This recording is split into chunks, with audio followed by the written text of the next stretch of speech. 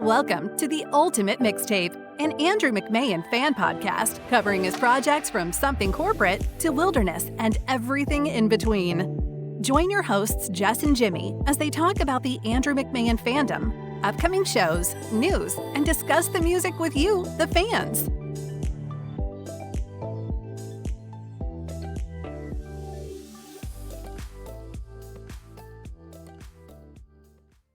Welcome, Steph, aka the other half of AM Chalk. We're so thankful to have you on the podcast, and thanks for taking a moment to talk to us, even though you have your little baby River with you. Look at him, he's so cute. So what better thing to do than talk to one of your good friends for an hour about Andrew McMahon?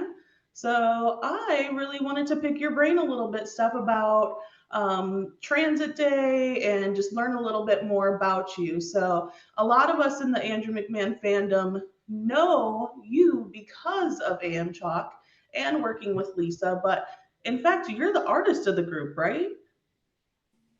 Sure. Some people would say that. Yeah. I just love being creative. I love sharing art, and I'm sure, as we're going to talk about, that's how AM Chalk really bloomed, if you will.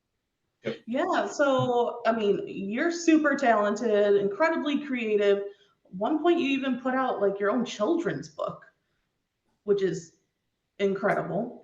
Like, I actually got to know you guys from you guys doing chalk outside of Andrew shows, basically setting up chalk events, fundraising that way. How about you tell us a little bit about yourself and how you guys got started in doing all the chalk stuff? Sure. So, my goodness, this goes back to 2012, the last Jack show at the El Rey in LA. A couple of people in line had brought sidewalk chalk, and to, pass the time while waiting in line all those hours during the day, they would write lyrics on the sidewalk, draw images that, correlated with the imagery in Andrew's songs. And it was so much fun that we kind of just kept it going, if you will. I texted Lisa, and the other half, the dominant half, I want to say, of AM Chalk, and I said, what if we like made an Instagram to document all the different chalk art that fans were doing all over the country, right? So the idea was people would DM us their photos of their chalk lyrics in front of, the venues of their shows in their cities, and we would share them. And that's how it started. And we did that. And we also shared our own chalk work. And then it kind of blossomed into, well, how can we raise money for Dear Jack with this idea? And that's how the chalk events became a thing. I mean, it's been pretty cool watching you guys because I remember seeing you guys drawing on the sidewalk with the chalk, and then next thing you know, you guys are making like music videos and like all kinds of stuff. So it's been really cool to see how the chalk events have evolved, but also what can be done with chalk. People are very creative, surprisingly, when it comes to chalk. And I know I've seen like other events where people do chalk art all day. So I think that that's awesome, and that you guys found a way to, help Dear Jack as well with that. But I personally have always looked up to you because you're a very empathetic person and you work well with other people. And at one point, you were even nominated for Woman of the Year with Leukemia Society. So what was that process like? How did you even get involved with that? Like, I always thought that was like the coolest thing. Sure. So, my God, that was in 2015, if I'm remembering correctly. Lisa and I had a friend in the music business who we went to go see in the city a lot play. And he was connected with Leukemia and Lymphoma Society from when he was nominated for Man of the Year, for example. And so that's how that journey began. And, you mentioned my empathy. I've been empathetic since I feel like I could feelings, right? It's just like something that is innate within me. And so when you connect that aspect of myself with wanting to raise awareness and money for any type of organization that promotes cancer research or just improving the lives of patients on their day-to-day basis, I'm in. So opportunity came up. I was more than humbled and thrilled and excited and honored, and it was a fun journey. We ended up raising about, I think, 15 grand in the 3 months that the campaign went on for LLS. I remember going to Bar 140 for the for your LLS like campaign, and it was so much fun to see like such a big group of people just like support you. Yeah, awesome. that was a great event, right? Yeah. That was a really fun event. Yeah. Yeah, It's crazy that was 8 years ago. I love that the community was like involved with that. So, Steph, were you always like interested in being involved with the cancer community, or was it more so like Andrew's experience and journey that got you more involved? So it was okay. So it was definitely Andrew, right? I remember finding out that he was diagnosed with cancer. I know, when I was in high school. Mm-hmm. And then from that, my friends just happened to be other Andrew fans as like the years went on, because that was my biggest interest, my biggest passion was music and going to shows, and that's how that all happened. So when most of your friends are within the Andrew community and we know what Andrew promotes and things like that, it just kind of happens that you're surrounded by people that want the same thing, that want to do the same thing, that have the same kind of kindness and thoughtfulness that we know to be so prevalent in the Andrew community. So, but it was definitely Andrew that started that, because he was diagnosed in 2005, and then my mom wasn't even diagnosed until 2011, and that's when I really became part of multiple cancer organizations. Right. Yeah. So I'm a little bit older than you, so I was not in high school when Andrew was diagnosed. But I like remember where I was. I remember like how I felt. Like, what do you remember from that time? Because it's like we all always admired him, but it was like I can't believe he has cancer. Like, I just couldn't believe it. So, what were you feeling like when you heard that news? Yeah, it was a super surreal moment, right? I remember I was in my high school library. It was the morning before classes, and I was sitting on the computer because I was like an introverted nerd, right? And I was sitting on the computer and I went on somethingcorporate.com, as one does, before Instagram and all that stuff and TikTok. And I saw their note that lead singer Andrew McMahon was diagnosed with cancer, and the band is taking a hiatus.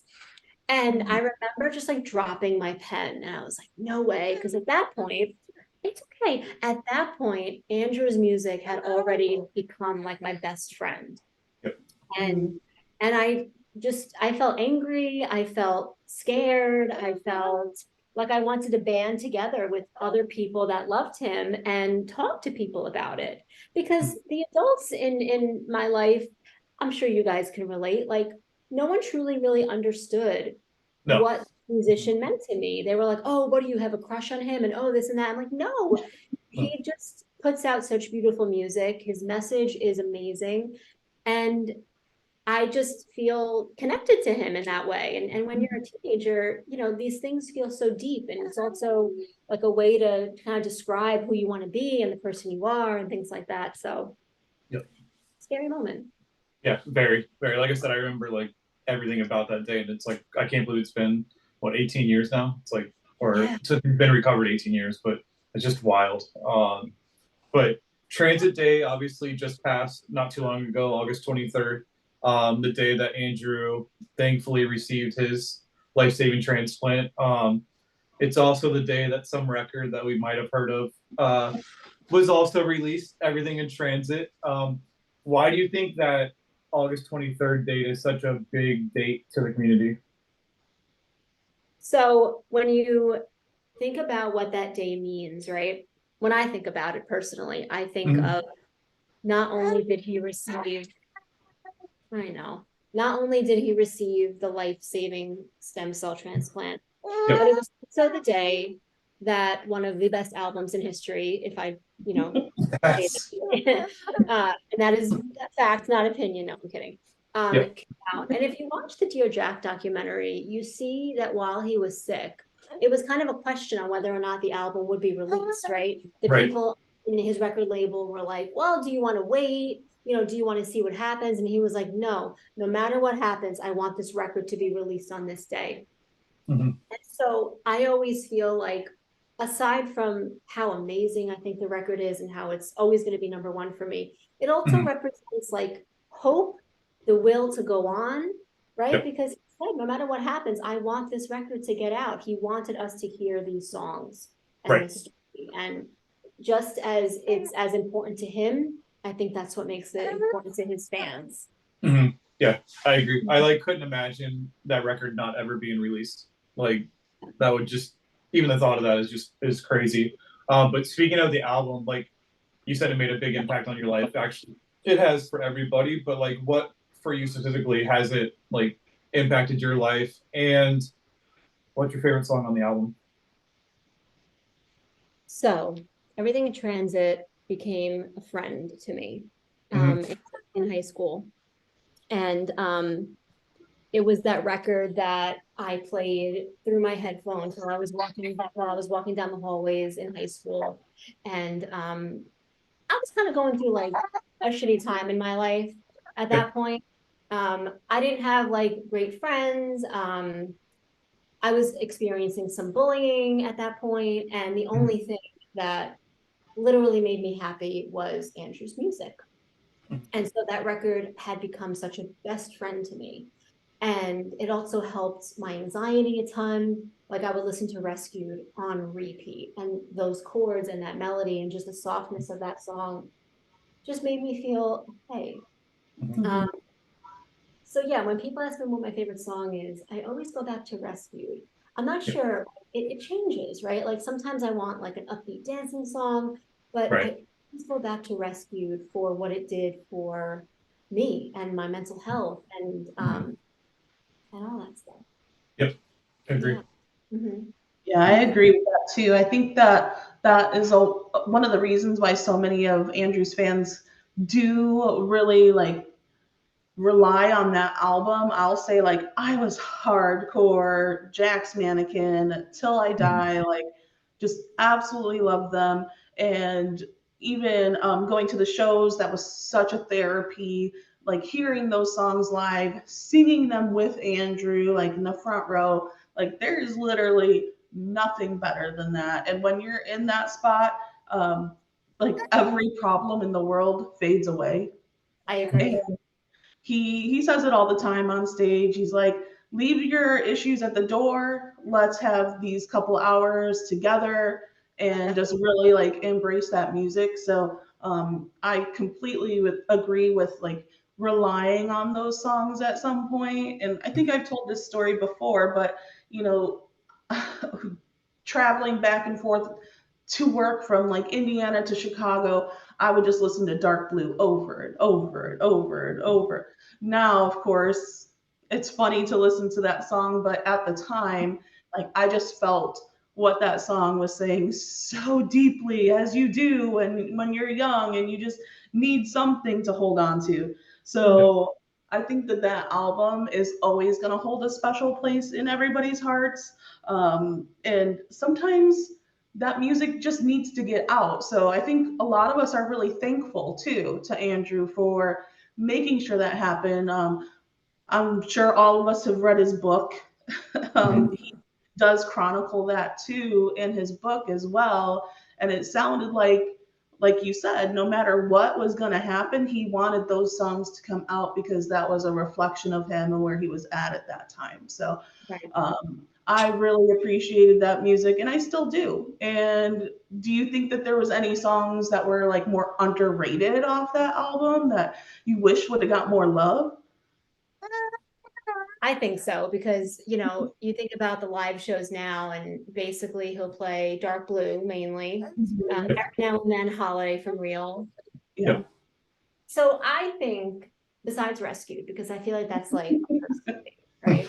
He played it a couple of times live, but I was thinking Kill the Messenger. Like that song. Yes. I love the lyrics. I love when it's played acoustic. I love when it's full band. The words of that song is such a jam. I love that song. And I wish it got more love at live shows. I also miss when he would end shows with MFEO. And Yes. Yeah. Oh That my was such a moment. that was a great era in the Andrew fandom. But yeah, definitely Kill the Messenger. I still do the sway at the end when I hear La La La. I can't help myself. Get into that play. What about you, Jimmy? Is there a song that you think is underrated on there too? I was gonna probably Kill the Messenger, honestly. I wish he would play it as much as he plays Dark Blue. I wouldn't mind hearing it nightly. I don't think I'd get sick of it. La La La is always great, but I think Kill the Messenger is probably it. I like that Rescued is your favorite song, Steph. Because normally it's you hear Dark Blue or Holiday for Real are like the person's favorite song. So yeah, I wish that was in like a more rotation, Kill the Messenger, so you could hear it more often. Same. Yeah. Well, I also like MFEO. I feel like we don't get that 2-part song anymore from Andrew at this point. You know, it makes it feel more epic. I guess that's what Jack's Mannequin was known for, is having those songs that were just, you know, an extra layer on top like that. And, you know, for us as fans, even for you, Steph, as Andrew continued on his journey and into his like survivorship, Caves, that's a perfect example of one of those songs that has that 2-part musicality to it. He literally says Merrill's Collide Rebirth. So after Transit, when Andrew was writing about his recovery, how important was it for you as a fan to keep following him on his journey? Like, did you feel like you could still relate to that? I will never forget a post he made. I forgot where it was, but it was when he was like moving on to Jack's Mannequin from something corporate, or maybe it was from Jack's Mannequin to, you know, self-titled. He said, you know, I hope that my fans come with me. Oh, yeah, I remember that. Right. And I read that and I was like, you think we're not? Like, it almost like shook me that he thought we wouldn't. But there's 2 parts to that, right? It's one, being a loyal fan and wanting to see what he does next, right? Because he's always changing his style, and it's great, right? He's growing, bless you. But the other part of that was, you know, at that point, it was already kind of like solidified that there was always going to be that connection between me and his music, his fans and his music. And there was always going to be that desire to just hear what he has to say, because we don't just care about him as a musician, we care about him as a person, right? And he's proven time and time again that in a very special way, he cares about his fans, right? So yeah, it's always such a joy to see what he does next, because I think he's so good at being authentic to his art. I think he doesn't try to be something he's not, just to maybe get on the radio or win awards. He sticks to what he wants to do, and I think that's what his fans appreciate.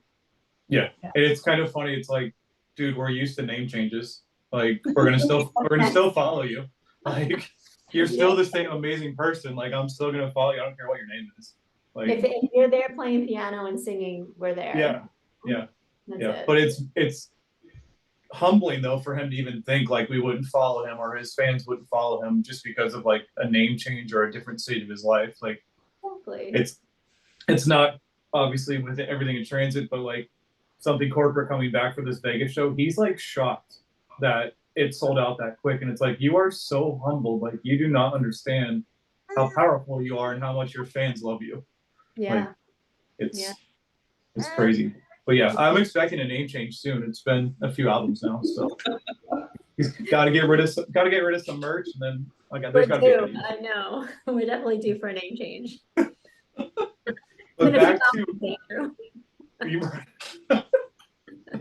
But back to transit, and I've actually been to Venice with you because we did a chalk event there. But going back to the first time that you went to Venice and you saw the blue building, the round arches, like, what did you think when you first saw it in real life? First of all, you know how years ago, like when you read your old Facebook posts, you're like, oh my God, I was really dramatic.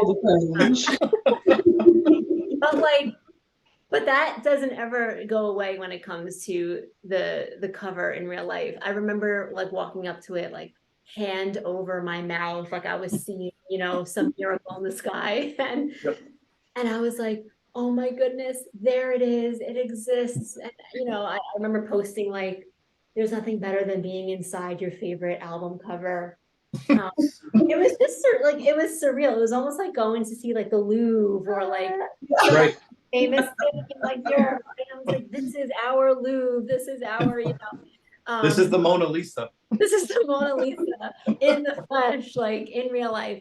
It was just so cool to see it and like walk down like the boardwalk and take millions of pictures, obviously.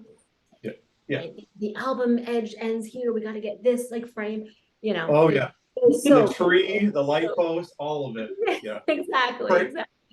Pray for a few seagulls to go across the screen. Yeah.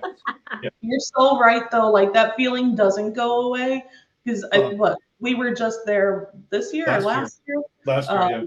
And of course, we got to take the picture every time. It doesn't matter. Just because you get that like warm, fuzzy feeling when you see it. It's like seeing an old friend, really. Yeah. It's funny because you see it and it's like, this is like in the weirdest part of Venice Beach. Like, I don't want the $3.99 shirt that talks about ass. Like, I don't want any of that stuff, but it's just like, I have to take this picture every time I go to California. It's like stupid, exactly. but well, I have a bad Jack's mannequin tattoo from that boardwalk, so gotta commemorate that. No, I do not have that. True. So Steph, we met in line we already knew each other, but we met in line, what, Stone Pony? Yes. Yeah, Stone Pony. Yes, I remember that day. Yeah. And we've been to London. We've been to London and France. We've been to France where they steal your stuff.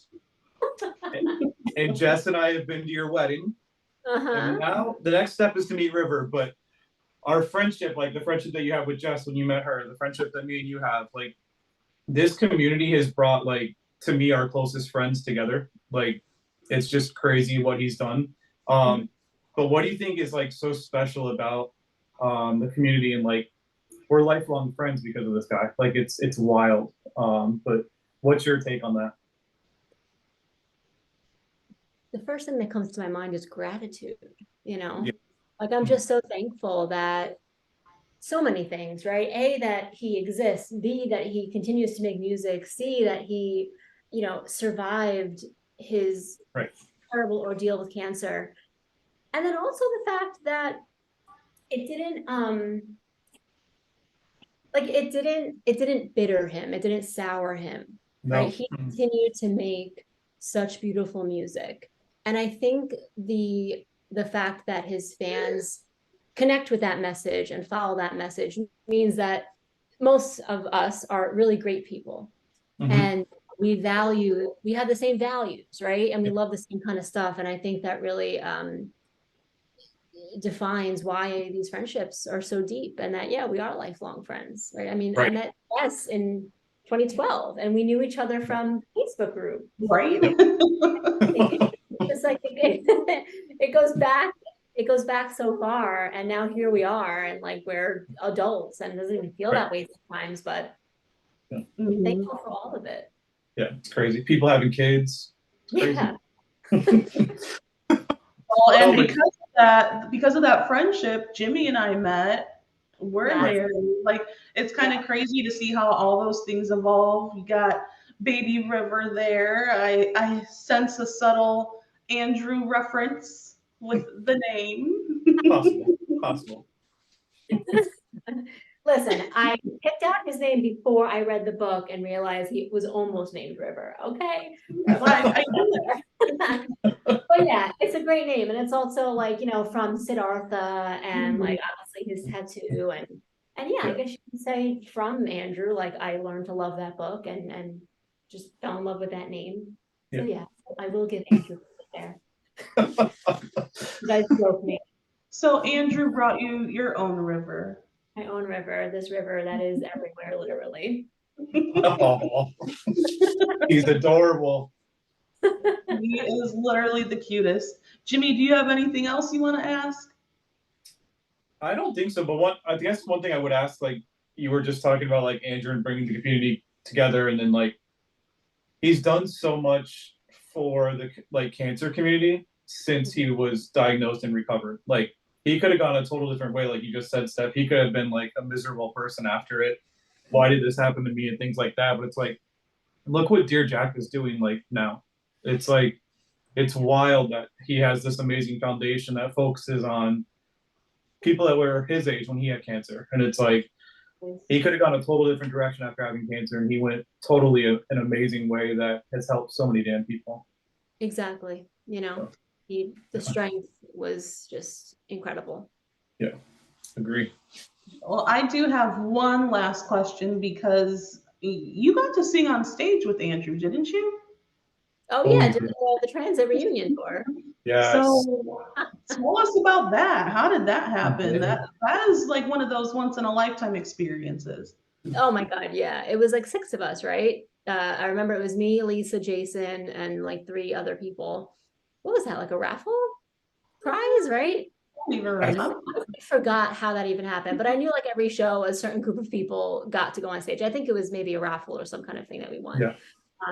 That was fun. I remember because we stood behind his piano. We had Zach, we had Mikey, Jay behind us. And I think the coolest part was to see what Andrew sees every night. Yes. The energy from the crowd, you know? And I was very careful not to touch the piano because I know he's very particular about that. That's his baby. Not Andrew. And like the night after we did that, someone spilled like his drink all over his keys, and he had like a meltdown at one of the Urban Plaza shows. I don't know who it is. I swear, I'm not trying to like save face, but like I forgot who it was, but it's not me. He had to like change like the whole set after that. He was not a happy camper, and I would have been mortified. But yeah, no, it was cool. My favorite part was definitely to see his view. And just like all the fans singing his words back to him with like love and excitement and energy. It was just so cool. Yeah. It's definitely a checkbox I haven't checked yet. Yeah. Never know. We learned from Steve that they're thinking about doing another raffle like that. So who knows? Anybody could win. There you go. Yeah. Can you see me laying on the piano while he plays? 100%. Like paint me like one of your French girls. Yes. Right. Yeah. Yes. That's what I see. All right, Steph, we've taken up enough of your time. We know you have to go back to being on mom duty with baby River, who is literally the cutest thing in the world. He's so funny. He has like the best facial expressions. He's cute with an E. He's cute with an E. Congrats on your beautiful family. We're thankful to have you in our life, and hopefully we get to meet baby River soon. Oh, you will. You will. His first Disney trip. You guys have to meet us there. Oh, yeah. Absolutely. Making that happen. I'm sure we could sit here and talk about Andrew all night, but we'll let you get back to your real life. But, since you are so amazing at art, do you want to share like where people can find your art? Sure. I post a lot of my art so my personal Instagram is Stephanie_Ciabatta, like the bread. But then I also have an art account called artist_4A, number 4 and the letter A is apple. Cool. So that's you can see a lot of art. I'm just thinking of your different Instagram names. I'm like, that's probably like the most normal one for a while. It sounds like my real last name, my married last name. It does. I don't want my identity to fully be out there in case my clients find me. Oh, true. And like bread is just awesome. So why, right? So perfect. So perfect. Steph, thank you so much for doing this with us. And thank you for bringing River on board with us too. River, you're adorable. So fun. Bye, Wim. Bye, guys. See you, Riv. See you guys.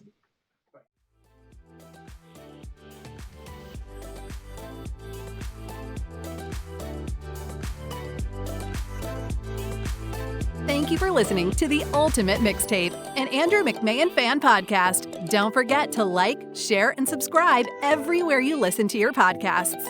To keep up with the latest news, visit our website, www.theultimatemixtape.com.